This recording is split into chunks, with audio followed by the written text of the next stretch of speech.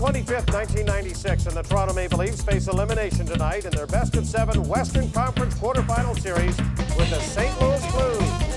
This is Molson Canadian Sunday Night Classics on Leafs TV. The Blues are led by recently acquired Wayne Gretzky, Brett Hull, and Al MacInnis. The Leafs have Mats Sundin, Doug Gilmour, and recently returned Wendell Clark. Hello once again, everyone. I'm Joe Bowen, and welcome to another edition of Molson Canadian Sunday Night Classics on Leafs TV. It has been a rather tumultuous year for General Manager Cliff Fletcher.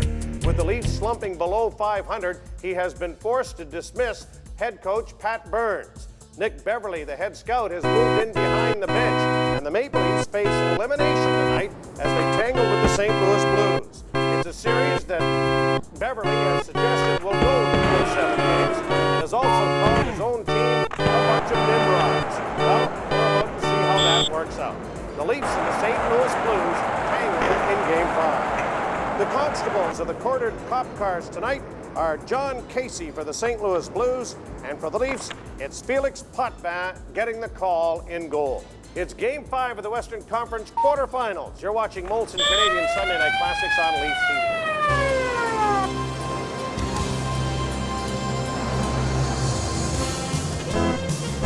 Brett Hull and Wayne Gretzky are the offensive leaders for the Blues. Hull fired 43 tallies for St. Louis, while Gretzky had 102 points, 21 of which came in the final 18 games while in a Blues uniform. For the Leafs, Mats Sundin has taken over from Doug Gilmour as the club scoring leader, firing 33 goals and 83 points, while Gilmour had 32 goals and 72 points. Harry Neale had a marvelous junior career with the Toronto Marlboros as he went on to gain Memorial Cup status, winning in 1956 with the likes of Bob Pulford, along with people like Carl Brewer.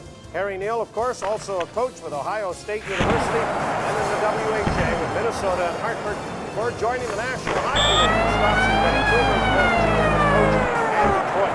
Better known now as the analyst on Hockey Night in Canada and on midweek packages with yours truly.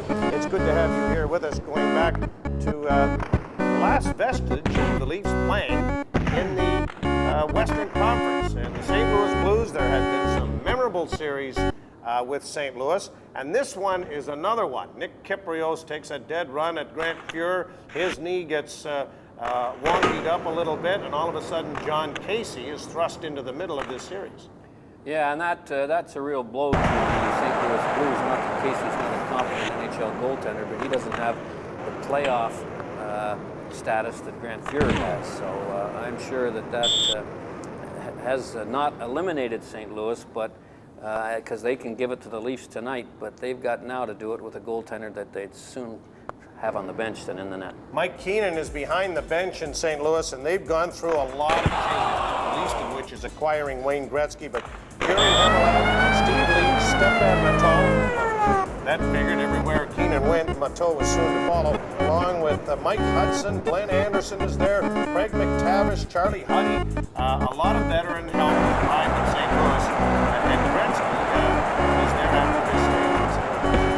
Well, it's easy to see what Keenan's trying to do, bring older, experienced people into his St. Louis Blue team and hope that in the playoffs that their playoff experience will shine through, and you have to say so far it has. Losing Pat Burns in mid-season, and it was a tough decision and a difficult one for General Manager Cliff Fletcher, because Pat had been so instrumental in turning this franchise around, but they went into a stretch where they could not win for the losing, and even Pat Burns went to Cliff and said, "You gotta fire me." I think he was really under the gun himself, feeling that he couldn't get to them to turn it around. Well, it's an awful feeling when you lose your team. What I mean by that is lose control, or you think you've lost control of your team. They won't do what you want them to do. Any new group you put together doesn't work. You run into injuries, and everything seems to be tumbling down the hill at a real rate. So it was a tough move by Fletcher, and Nick Beverley's got the reins now, and he better get going pretty soon, or he's not going to last too much longer. Leafs made a lot of changes themselves. Wendell Clark reacquired from the Islanders, Matthew Schneider, Dave Gagne, Kurt Muller arrives from the Islanders as well, Wayne Presley, and of course Kypreos coming from New York. They went through a lot of players this year, again, especially when they went through that doldrums in mid-season before that day in Colorado when Pat Burns was given the big slip. Well, the Leafs were fortunate to make the playoffs. So the fact that we're having a little trouble here early in the playoffs ought not to be a surprise. So it'll be interesting to see whether Mr. Beverly can get the Leafs back on track and playing the way they have at times in the past. So it'll be the Leafs and the St. Louis Blues in Game 5 of the Western Conference quarterfinal series as the Maple Leafs are facing elimination. We're watching Molson Canadian Sudden. Toronto Maple Leafs and the St. Louis Blues at Maple Leaf Gardens for Game 5. The Blues can end it tonight. John Casey, well, he's doing just fine, thank you very much. 41 saves in Game 4 at St. Louis. Is back up tonight again as Bruce Racine. Well, Felix got the third period off in Game 4 on Tuesday. Don Beaupre played all of the third. Potvin allowed 3 goals on 21 shots in the 5-1 loss. We're underway. Barron and McInnes, the defenseman, give it up to the Leafs right off the bat, and Gilmore just missed it in front of the net. St. Louis on the attack. Morrison getting in. Hot pass, got that on the short side. The setup from Gretzky again. Gilmore, Sundin, and Clark, the starting line for the Maple Leafs.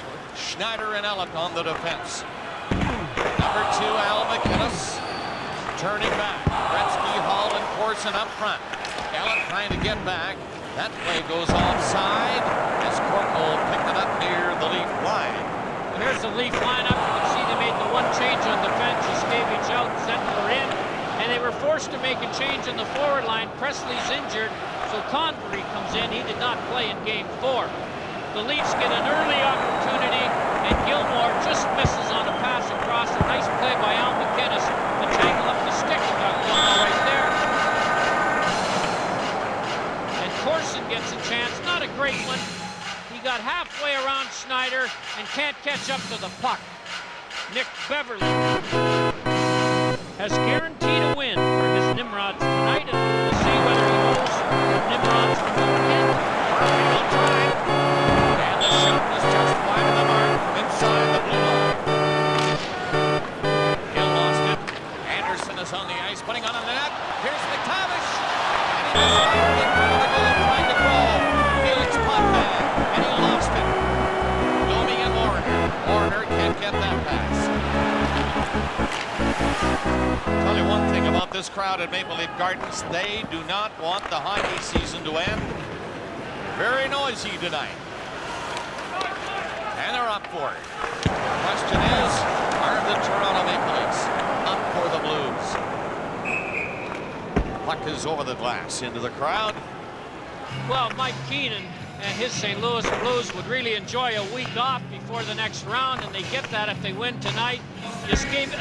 Kravchuk was about ready to go, but isn't, and so they have the same 6 defensemen, and they've gone with the same 12 forwards tonight. A shoot-in right at Potvin, and a big, fat, juicy rebound nearly cost the Leafs the first goal, as McTavish loses the puck as he was walking in all alone on Felix Potvin. Face off to the left of Potvin now, and the Leafs control it on the draw. Not get it out, though. McLeod request up to that last play. McCown up to Gagne, eluding McInnes, but lost the puck. Muller went in there with a hit. Schneider boots it in to Muller, centered it! The backhander by Gagne, just wide. McCown. Near giveaway on the center ice area to Matteau, who is moving up quickly.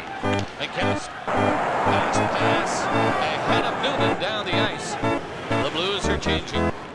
The Leafs coming out, and the Gardner from center ice, dumping it in. He is going off now.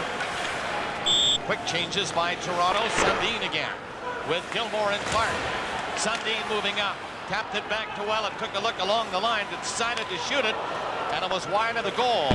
Cleared back out by Himalev of St. Louis. Down in the Toronto zone, and Potvin put one high. No, he didn't. He put it not off the glass, over the glass, and that's a penalty. Automatic. That's a tough way to start the game. The St. Louis Blues, I'm sure, were warned the Leafs would come out with quite a fury in their minds and in their hearts in the first 10 or 12 minutes. And here they have to kill a penalty off on what I think is a lousy rule, as I've said before. Make the glass the same height in every rink, and then you can put the rule in. I know Potvin plays most of his games here, but he's not trying to put it out of the rink, and because he did, the Leafs will now have to kill a penalty off, and the St. Louis Blues are 3 for 21 on the power play in this series. Delay of game against Felix Potvin, throwing the puck high over the glass. 2:23 of the time. So the first power play of the hockey game.